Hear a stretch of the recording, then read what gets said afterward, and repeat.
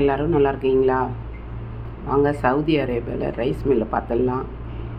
நாங்கள் மாவு அரைக்கிறதுக்காக ரைஸ் மில்லுக்கு வந்தோம். இந்த ஊரில் எவ்வளோ ஒரு மாடலாக எப்படி இருக்குது பாருங்கள். அதோட எல்லாமே இருக்குங்க. கம்பு, கேவுரு, இது வரைக்கும் இது சோளம், அது மாதிரி கோதுமையிலே ஒரு 3 விதம் எல்லாமே இருக்குங்க. கொடுத்தா சூப்பராக அரைச்சி கொடுத்துட்றாங்க. 10 ரியால் 5 ரியால் அப்படி தான். பாருங்கள், கோதுமையிலே 3 விதம். எனக்கே ஆச்சரியமாக இருக்குங்க. சூப்பராக இருந்துச்சு பார்க்கவே. அது மாதிரி கம்பு, இந்த மாதிரி மாவு ஐட்டம்.